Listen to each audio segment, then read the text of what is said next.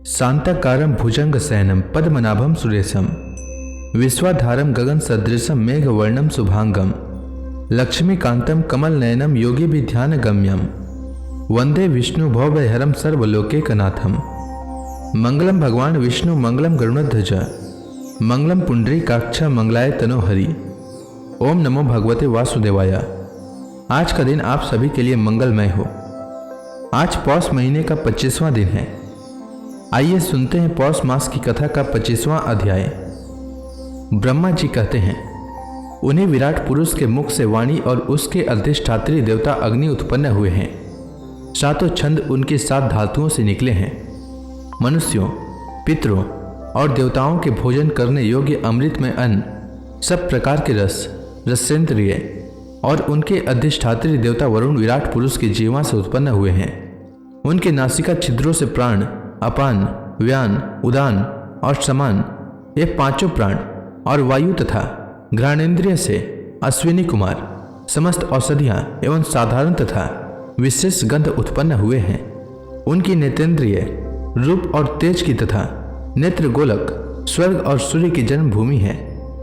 समस्त दिशाएं और पवित्र करने वाले तीर्थ कानों से तथा आकाश और शब्द श्रोतेंद्रिय से निकले हैं। उनका शरीर संसार की सभी वस्तुओं के सार भाग और सौंदर्य का खजाना है। सारे यज्ञ, स्पर्श और वायु उनकी त्वचा से निकले हैं। उनके रोम सभी उद्भिज्य पदार्थों के जन्म स्थान हैं, अथवा केवल उन्हीं के जिनसे यज्ञ संपन्न होते हैं। उनके केश, दाढ़ी मूछ और नखों से मेघ, बिजली, शिला एवं लोहा आदि धातुएं तथा भुजाओं से प्रायः संसार की रक्षा करने वाले लोकपाल प्रकट हुए हैं। उनका चलना फिरना भू भुवस्व तीनों लोकों का आश्रय है। उनके चरण कमल प्राप्त की रक्षा करते हैं और भयों को भगा देते हैं तथा समस्त कामनाओं की पूर्ति उन्हीं से होती है। नारद, हम तुम धर्म, संकादि, शंकर विज्ञान और अंतःकरण सब के सब उनके चित्त के आश्रित हैं। कहाँ तक गिनाएं?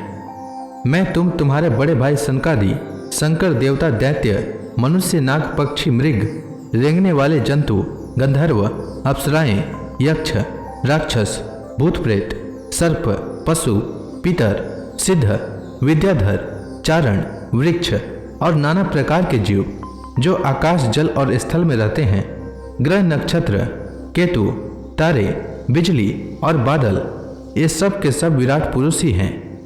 यह संपूर्ण विश्व जो कुछ कभी था, है या होगा, सबको वह घेरे हुए हैं और उसके अंदर यह विश्व उसके केवल 10 उंगल के परिमाण में ही स्थित है। जैसे सूर्य अपने मंडल को प्रकाशित करते हुए ही बाहर भी प्रकाश फैलाता है, वैसे ही पुराण पुरुष परमात्मा भी संपूर्ण विराट विग्रह को प्रकाशित करते हुए ही उसके बाहर भीतर सर्वत्र एक रस प्रकाशित हो रहा है। मुनिवर, जो कुछ मनुष्य की क्रिया और संकल्प से बनता है, उससे वह परे है और अमृत एवं अभय पद का स्वामी है। यही कारण है कि कोई भी उसकी महिमा का पार नहीं पा सकता। संपूर्ण लोक भगवान के एक अंश मात्र है तथा उनके अंश मात्र लोकों में समस्त प्राणी निवास करते हैं।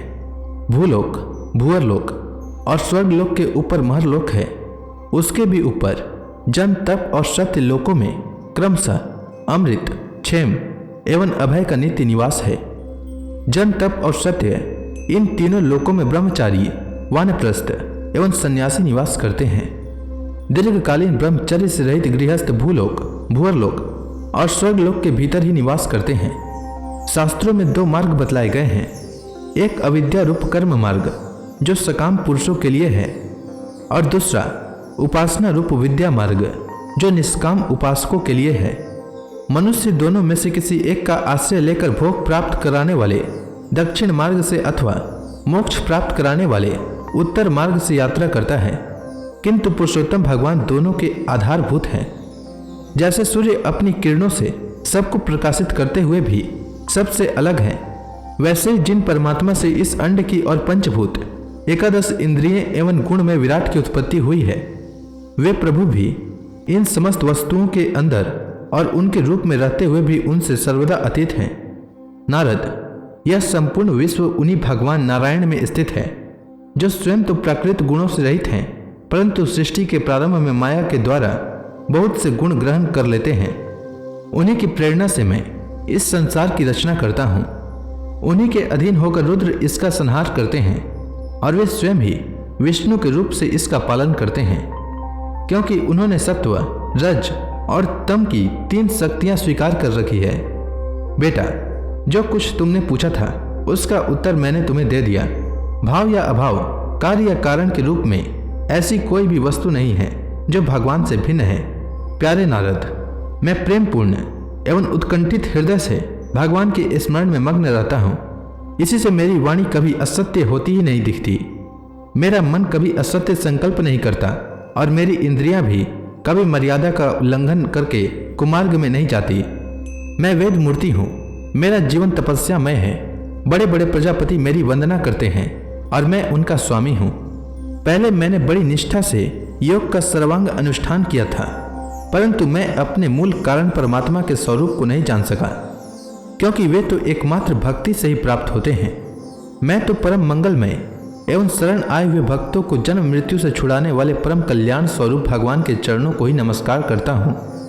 उनकी माया की शक्ति अपार है। जैसे आकाश अपने अंत को नहीं जानता, वैसे ही वे भी अपनी महिमा का विस्तार नहीं जानते। ऐसी स्थिति में दूसरे तो उसका पार पा ही कैसे सकते हैं। मैं, मेरे पुत्र तुम लोग और शंकर जी भी उनके सत्य स्वरूप को नहीं जानते, तब दूसरे देवता तो उन्हें जान ही कैसे सकते हैं। हम सब इस प्रकार मोहित हो रहे हैं कि उनकी माया के द्वारा रचे हुए जगत को भी ठीक ठीक नहीं समझ सकते। अपनी अपनी बुद्धि के अनुसार ही अटकल लगाते हैं। हम लोग केवल जिनके अवतार की लीलाओं का गान ही करते रहते हैं, उनके तत्व को नहीं जानते। उन भगवान के श्री चरणों में मैं नमस्कार करता हूँ। वे अजन्मा एवं पुरुषोत्तम हैं। प्रत्येक कल्प में वे स्वयं अपने आप की ही सृष्टि करते हैं, रक्षा करते हैं और संहार कर लेते हैं। वे माया के लेस से रहित केवल ज्ञान स्वरूप हैं और अंतरात्मा के रूप में एक रस स्थित हैं। वे तीनों काल में सत्य एवं परिपूर्ण हैं। न उनका आदि है न अंत है। वे तीनों गुणों से रहित, सनातन एवं अद्वितीय हैं। नारद, महात्मा लोग जिस समय अपने अंतःकरण, इंद्रिय और शरीर को शांत कर लेते हैं, उस समय उनका साक्षात्कार करते हैं। परंतु जब असत पुरुषों के द्वारा कुतर्कों का जाल बिछाकर उनको ढक दिया जाता है, तब उनके दर्शन नहीं हो पाते। परमात्मा का पहला अवतार विराट पुरुष है। उसके सिवा काल, स्वभाव, कार्य, कारण, मन, पंचभूत, अहंकार, तीनों गुण, इंद्रियां, ब्रह्मांड, शरीर, उसका अभिमानी, स्थावर और जगम जीव, सब के सब उन अनंत भगवान के ही रूप हैं।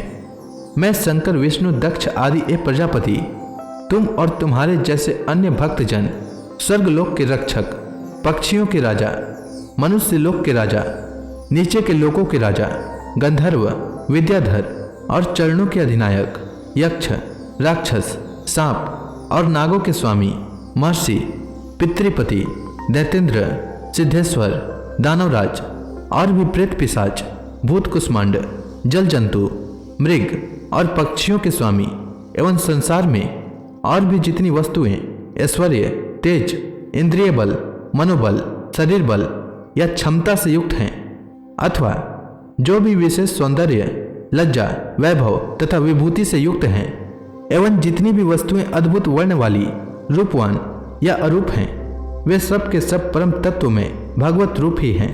नारद, इनके सिवा परम पुरुष परमात्मा के परम पवित्र एवं प्रधान प्रधान लीलावतार भी शास्त्रों में वर्णित है। उनका मैं क्रमशः वर्णन करता हूँ। उनके चरित्र सुनने में बड़े मधुर एवं श्रवणेन्द्रिय के दोषों को दूर करने वाले हैं। तुम सावधान होकर उनका रस लो। तो इसी के साथ यह अध्याय समाप्त हुआ। इसके आगे की कथा मैं कल के अध्याय में सुनाऊंगा।